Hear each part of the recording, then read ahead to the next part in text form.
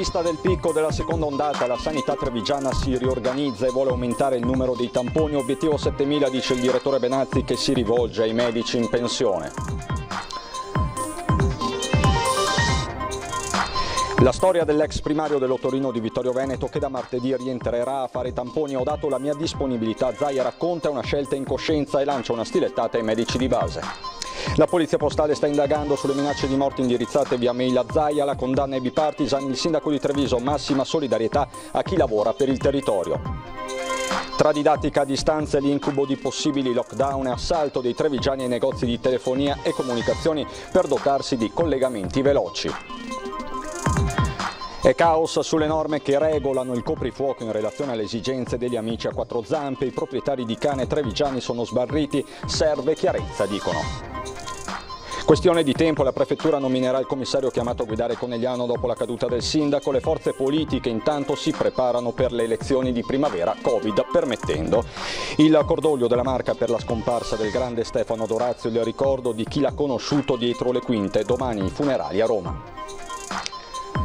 In questa settimana, dove si è ricordata la vittoria nel primo conflitto mondiale, con la rubrica di Lucio Zanato, Un oggetto, una storia, vi portiamo nel Palazzo della Guerra Trevigiana in Borgo Cavour. Bentrovati, buonasera, buona domenica telespettatrici, telespettatori di Antenna 3. È il consueto punto sulla Covid ad aprire la nostra edizione questa sera, perché i numeri sono elevati e si superano due importanti soglie non solo psicologiche. I numeri innanzitutto: 3.258 i nuovi casi di positività in tutta la regione del Veneto nelle ultime 24 ore, 976 nella sola giornata di oggi. Il dato da evidenziare riguarda, e lo vediamo dallo schermo, riguarda le terapie intensive, che superano la soglia delle 202 per l'esattezza i posti letto occupati nei nosocomi di tutta la regione, 9 in più rispetto a ieri sera. Si supera poi un'altra soglia, quella dei ricoveri in area non critica, oltre 1.500, lo vedete, 1.536, quasi 100, sottolineo 100 in più rispetto a ieri sera. È un record per quanto concerne i ricoveri in area non critica, quindi pneumologie, malattie infettive di tutto il territorio. Questo a livello regionale. Nella Marca i casi di positività nuovi nelle ultime 24 ore sono 567, 19 i posti letto occupati di terapia intensiva, 246 i ricoveri in area non critica, 19 all'ospedale di comunità di Vittorio Veneto. Questa quindi la situazione aggiornata al minuto secondo. Fondamentali in questo frangente sono i tamponi. L'obiettivo dell'ULSS è arrivare a 7.000. Anche per questo il direttore generale lancia un appello ai medici in pensione. Facciamo ormai oltre 5.200 tamponi ai drive-in ogni giorno.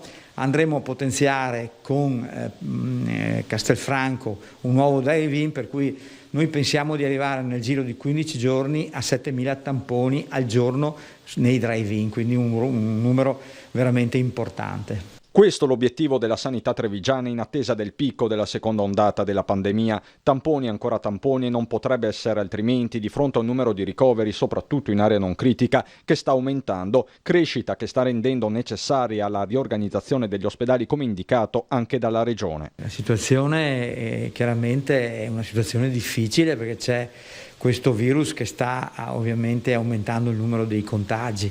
Questo ci fa giustamente ragionare a livello ospedaliero di tener conto che dobbiamo ovviamente tenere pronti e disponibili altri posti letto. In particolare la macchina sanitaria ha rimesso in moto il Guicciardini di Valdobbiadene. Il Guicciardini nel giro di 15 giorni, sono convinto, grazie anche al supporto e l'apporto del dottor Prandin, quindi del centro servizi che è a Valdobbiadene, noi dovremmo riuscire a avere il personale. È chiaro che lo attiveremo nel momento in cui abbiamo l'esigenza. Già, il personale, altra partita fondamentale per l'intera gestione dell'emergenza, da qui l'appello accorato agli stessi medici in pensione. Se è un appello importante che facciamo per emulare altri colleghi hanno risposto a questo appello, per emulare il dottor Rizzotto. Dottor Giuseppe Rizzotto, già primario dell'Otorino di Vittorio, che nei prossimi giorni tornerà in corsia a fare tamponi. Noi abbiamo bisogno di medici, ma soprattutto abbiamo bisogno di medici con cuore, come appunto il dottor Rizzotto.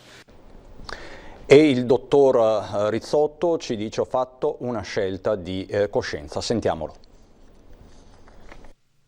Giovedì scorso ho mandato un WhatsApp, un messaggio a Zaia per WhatsApp, in cui mi mettevo a disposizione per eseguire tamponi gratuitamente, siccome volontario, in ospedale a Vittorio Veneto.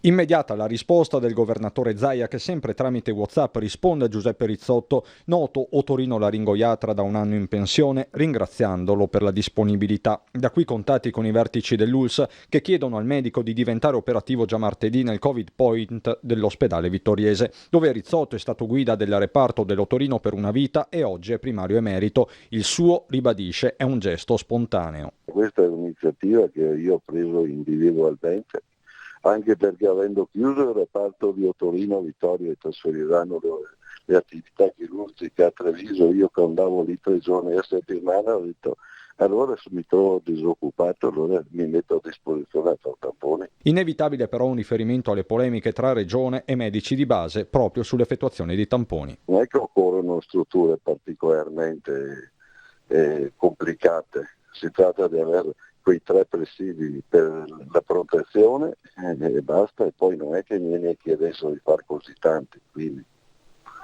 non commento. Dico che dovrebbero rileggersi il giuramento di Ippocrate. E c'è un termine molto diffuso ormai anche nel linguaggio comune, quello di contatto stretto. Ma cosa significa contatto stretto nell'ambito del cosiddetto tracciamento? Ce lo spiega il dottor Sandro Cinquetti. Continuamente sentiamo parlare di contatti stretti di una persona positiva al Covid, ma la confusione che serpeggia ha fatto sì che l'ULSS 1 Dolomiti abbia tracciato l'identikit del contatto stretto, così da facilitare a tutti la comprensione. Cosa significa essere contatto stretto? Aver intrattenuto con questa persona almeno 15 minuti di colloquio senza mascherina, per esempio aver mangiato insieme, o aver avuto dei contatti diretti, stretta di mano, abbraccio, bacio. La mascherina nel colloquio è molto utile. Quando 2 persone parlano tra di loro con l'uso della mascherina, quindi mascherina, mascherina, il contatto immediatamente viene declassato a non stretto. Oltre ai familiari, tra i contatti stretti del positivo risultano anche le persone che si sono trovate in un ambiente chiuso, aule, sale riunioni, in assenza di dispositivi idonei, o chi abbia viaggiato seduto in treno, aereo o qualsiasi altro mezzo di trasporto entro i 2 posti con un positivo. Queste indicazioni aiuteranno il paziente risultato positivo a predisporre una lista di tutti coloro che rientrano nella definizione di contatti stretti, con cui ha avuto a che fare a partire dalle 48 ore prima della comparsa dei sintomi o del tampone in caso si trattasse di asintomatico. Altra questione sono invece i contatti di contatti. C'è un positivo, attorno a lui ci sono dei contatti stretti, ognuno di questi contatti stretti è familiare o collega di lavoro di altre persone. Queste persone nella prima fase dell'indagine non ci interessano perché sono contatti di contatto. Non devono fare nulla se non stare attenti a qual è lo sviluppo del tampone del loro familiare piuttosto che amico. Faccio un esempio molto banale.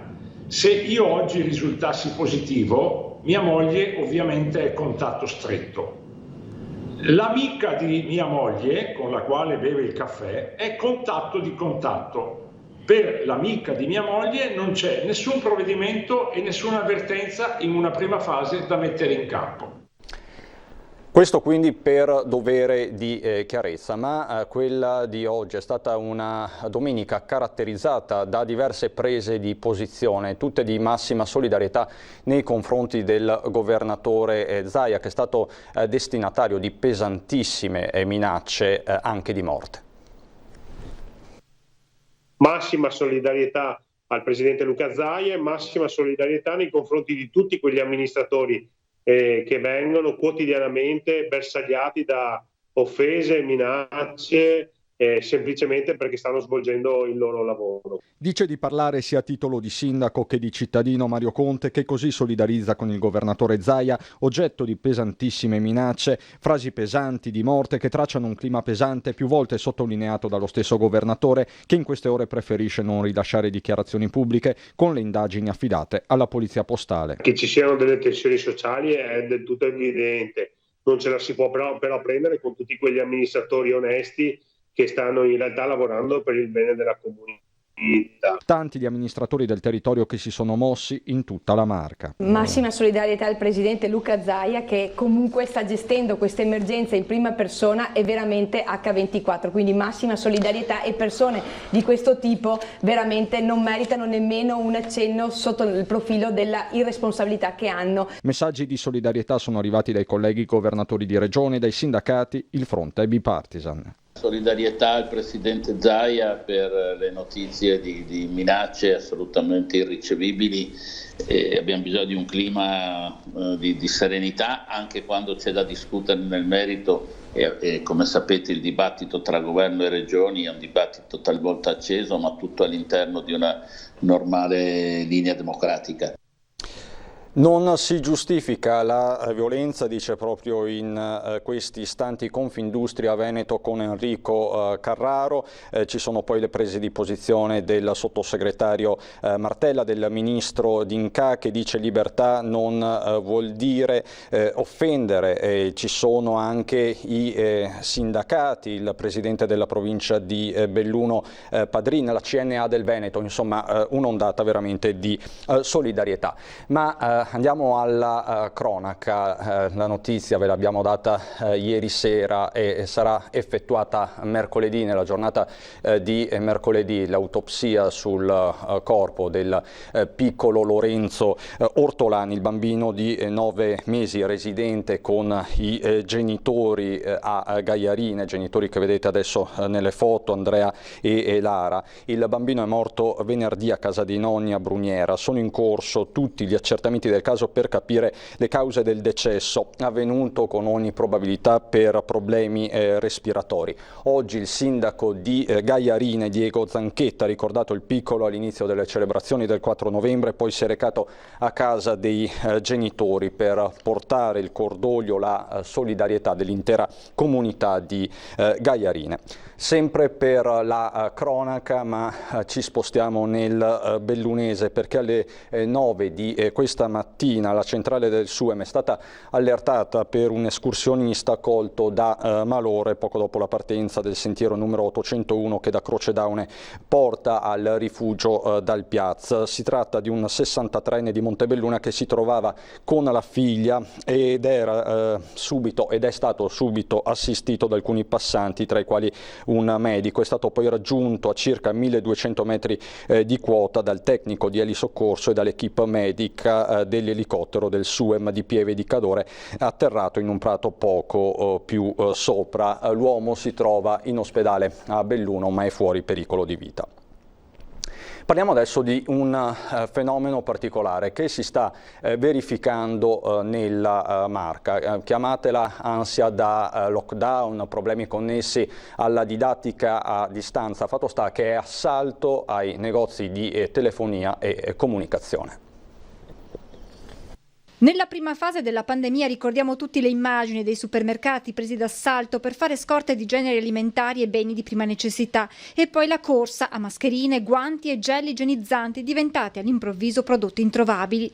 Adesso invece in questa seconda ondata si assiste ad un comportamento completamente diverso. Le richieste dei cittadini infatti sono rivolte altrove, al potenziamento della rete e al collegamento alla fibra. In questo momento la clientela è molto preoccupata perché c'è il prospetto che vengano chiuse totalmente le scuole, per cui di dover fare didattica a distanza e a livello lavorativo lo smart working. Basti pensare che i tempi di intervento dei tecnici sono passati dai 7 giorni delle scorse settimane agli attuali 20 giorni. Le voci che si sono susseguite negli ultimi giorni sui contenuti del nuovo DPCM e i dubbi sulla collocazione del Veneto in una delle 3 fasce definite dal governo non hanno fatto altro che accrescere l'incertezza insicurezza nei cittadini, ora preoccupati che la rete di casa non regga il carico di lavoro in caso i figli seguano la didattica a distanza e uno o entrambi i genitori siano in smart working. Sono veramente molto preoccupati perché la richiesta di dati è enorme, perché a livello lavorativo i video sono molto pesanti, lavorativi e scolastici, hanno paura che la linea non funzioni.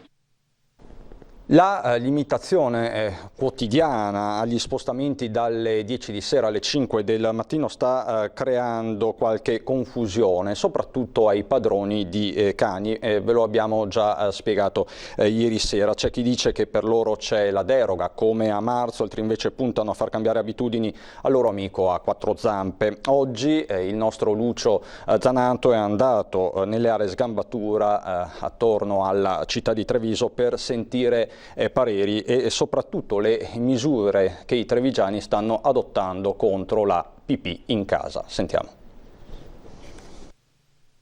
Ma con questa nuova limitazione dopo le 22, se il cane scappa, cosa succede? È un bel problema. Ma io ho sentito che si può, c'è una deroga per chi ha animali domestici. Beh, insomma, non si potrebbe più uscire, ci si organizza durante il giorno e si esce un po' prima e poi comunque insomma c'è tutta la giornata per riuscire a gestirlo. I cani devono fare i suoi bisogni, come mia alle 10:30 che va fuori, adesso lo devo portare prima. Però ho sentito che si può portare fuori il cane anche dopo le 22. Ma si è messo d'accordo col cane? Dopo le 22 non si esce? Ma lei è abituata che non esce dopo le 22? A parte la battuta, secondo lei giusto o sbagliato? È giusto fare una deroga?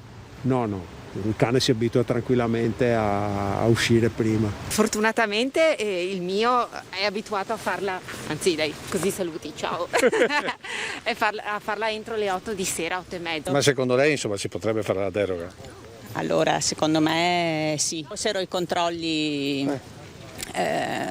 accurati, voglio dire, uno con il cane vicino a casa, è anche possibile. Il cane ha i suoi bisogni come noi, okay. E quindi palestre chiuse, tutto chiuso, almeno un po' fuori con i cani si può stare. Insomma è più una scusa per quelli che poi magari vanno in giro col cane finto, come è successo a marzo.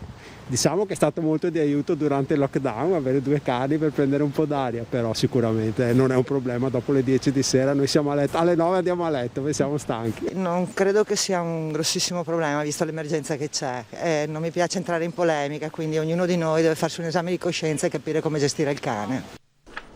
Insomma, abbondano le interpretazioni. Apriamo adesso la pagina politica che ci porta a Conegliano. In quella Conegliano rimasta senza sindaco in piena pandemia. Mentre si attendono le misure della prefettura che dovrà nominare il commissario, gli schieramenti politici già si preparano alle elezioni di primavera.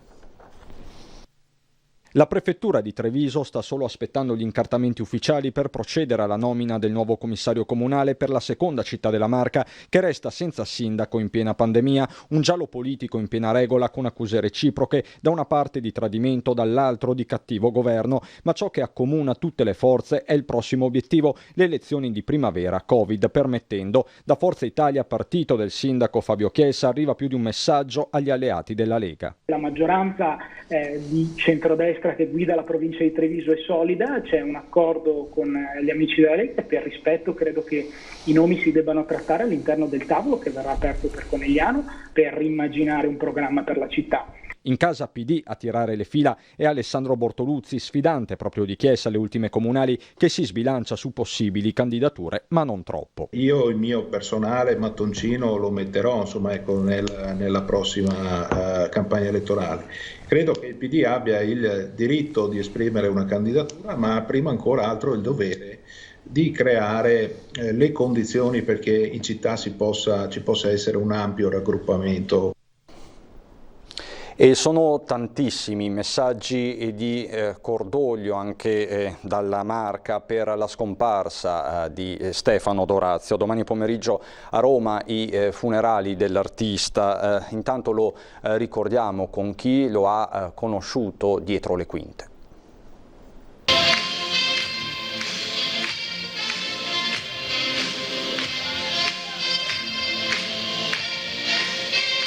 Immagini dall'archivio di Antena 3 del concerto dei Pooh del 1986 al Palaverde. Il tour era giorni infiniti e Stefano Dorazio aveva 38 anni. Ore di concerto davanti alla batteria e molte di più per costruire la tournée. E in questi viaggi continui si imparava a conoscere l'artista dietro le quinte, come è accaduto a Paolo Baruzzo, volto delle radio trevigiane ieri come oggi. Lo incontriamo a Zero Branco e per prima cosa ci fa vedere l'ultimo messaggio scambiato a fine settembre con Stefano, legato a una canzone dedicata alla scomparsa di Valerio Negrini, storico autore dei testi Pooh. È un testo, come tutti quelli scritti da lui, di grandissima sensibilità, di grandi emozioni, conoscendo peraltro la loro storia e così. Un messaggio segno che Stefano non troncava mai i legami stretti lungo la sua strada e ai tanti che l'hanno incontrato ha lasciato, oltre alla generosità e alla grande capacità organizzativa, una potente ironia. Chi era Stefano Dorazio dietro le quinte? Allora, Stefano Dorazio per me è stato un grande musicista, ma prima ancora direi una persona simpatica, vitale. Io ho dei ricordi speciali, ne ho tantissimi, che risalgono a partire dagli anni 80 e gli anni 90, quando riuscì a intervistare i Pooh portandoli ospiti in studio a Radio Vita a Treviso. Quasi uno scoop per quei tempi. Da lì un'amicizia che poi continuò anche al Festival Show. Avere i Pooh era veramente un rendere onore al nostro lavoro, era un grande privilegio e hanno contribuito secondo me a far grande questo evento. Ci sono uomini soli per la sete d'avventura. Si stava veramente bene insieme a lui. Aveva anche una grande ironia tipica dei romani. Ironia, aveva questa capacità di raccontare le cose anche con una vena quasi cabarettistica, molto vivace, e anche questo faceva di lui una persona veramente speciale. Era uno rispettoso, era una persona sensibile, che aveva delle doti meravigliose che io riconosco, ecco, da tanti anni e continuerò a portarle nel mio cuore. Io delle città.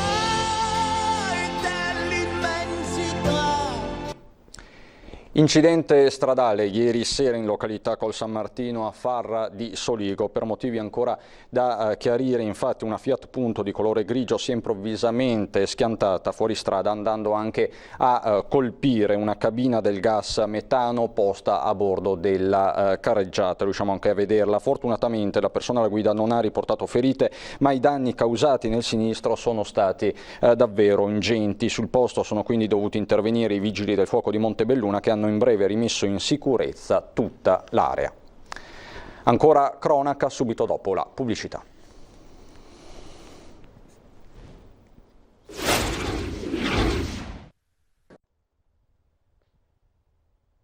Di nuovo in studio per andare sul Piave a Cimadolmo, dove è andata in scena una protesta davvero particolare.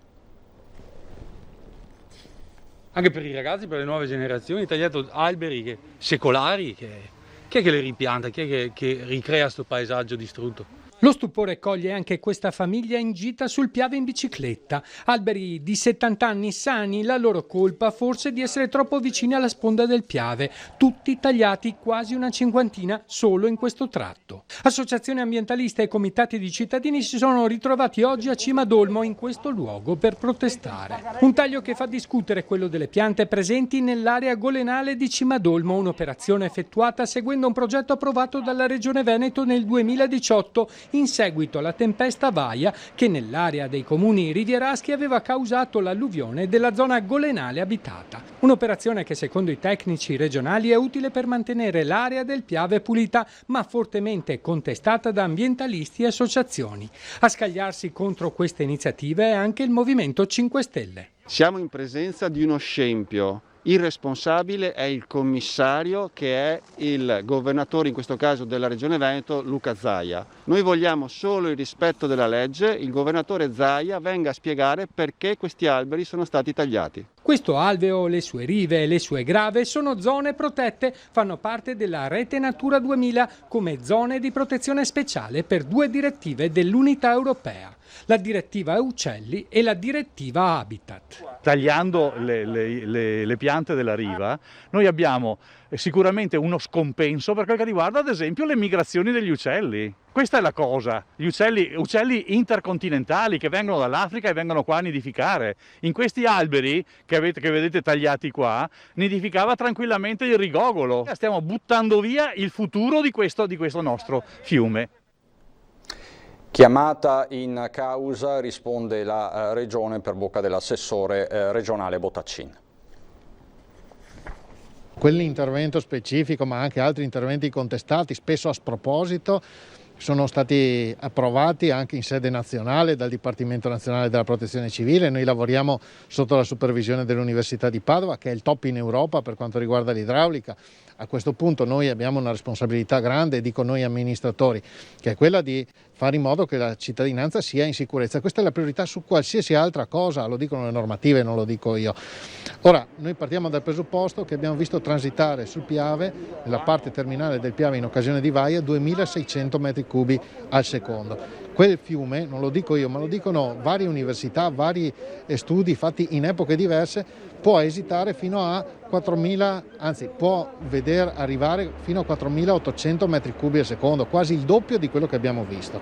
È chiaro che è necessario fare delle opere per mitigare il rischio e quindi stiamo lavorando in questa direzione. Dopodiché, se qualcuno mi dice guarda che la pianificazione di opere che avete fatto voi in realtà la fa l'autorità di bacino, che è organismo ministeriale, noi siamo solo esecutori, ma se qualcuno mi dice quelle opere non vanno bene perché io ho delle opere alternative che garantiscono di esitare 4.800 metri cubi al secondo in tutta tranquillità, io sono aperto a guardarle, a verificare, a controllare i calcoli. Non io, ma ovviamente l'Università di Padova a cui ci appoggiamo.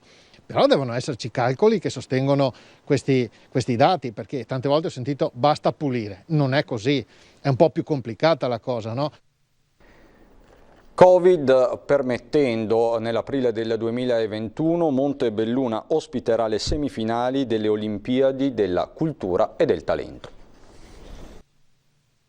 L'appuntamento da segnare sul calendario è per il 9 aprile 2021, quando Montebelluna ospiterà gli studenti delle scuole secondarie di secondo grado che parteciperanno alla 12ª edizione delle Olimpiadi della Cultura e del Talento.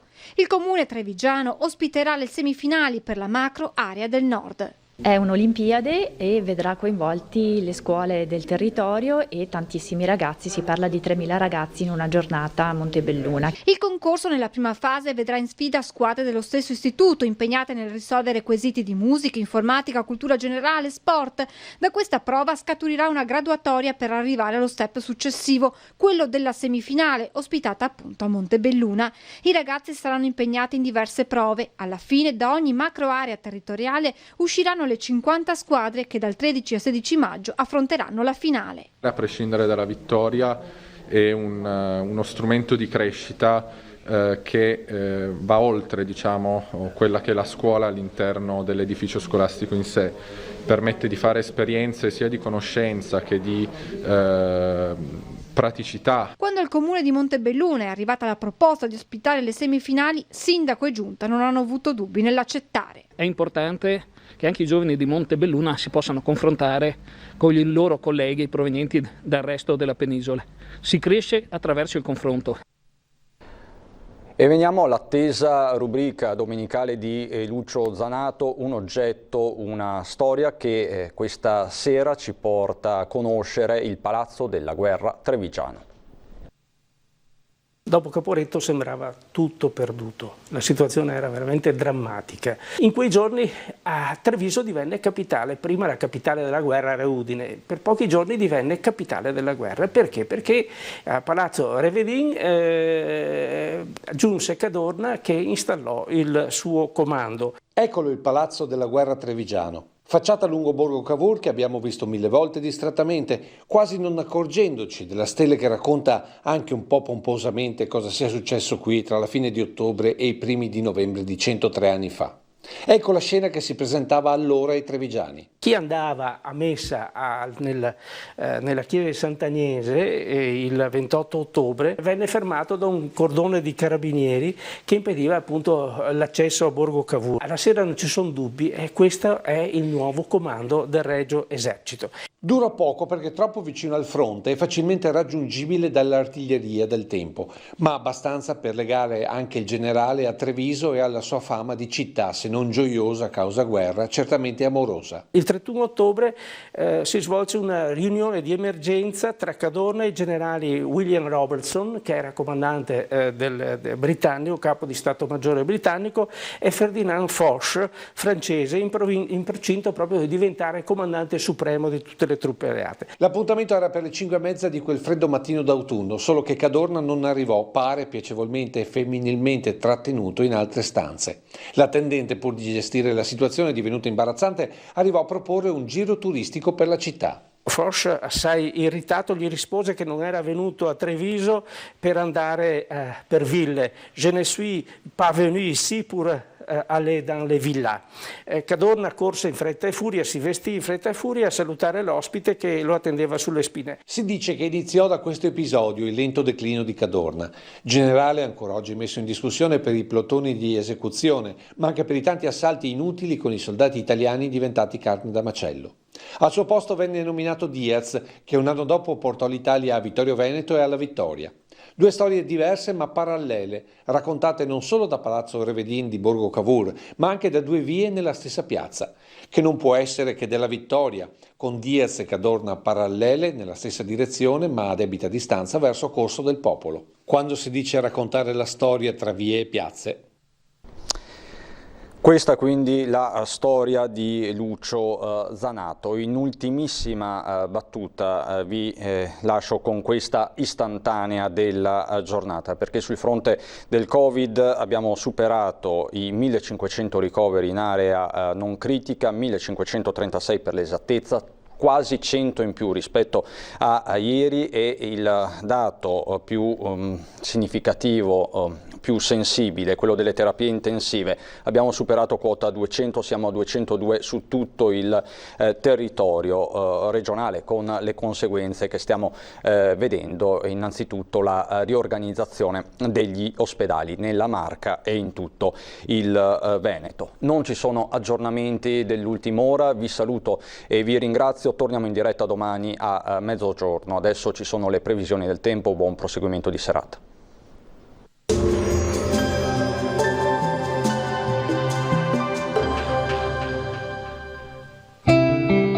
Il cuore vive finché ha qualcosa da amare, così come il fuoco avrà qualcosa da bruciare.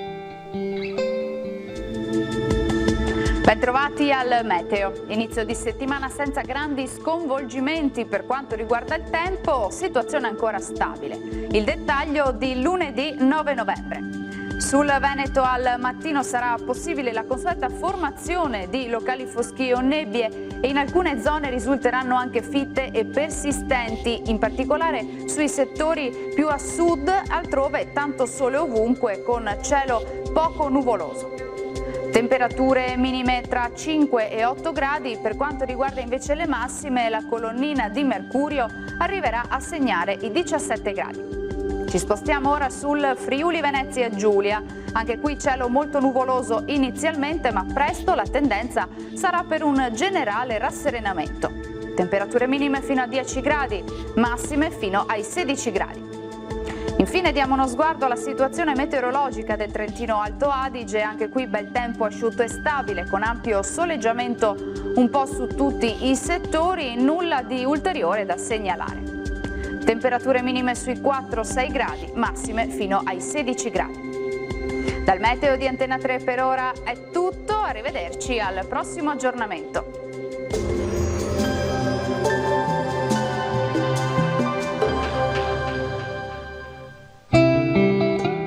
Il talento è scintilla, il genio, fiamma.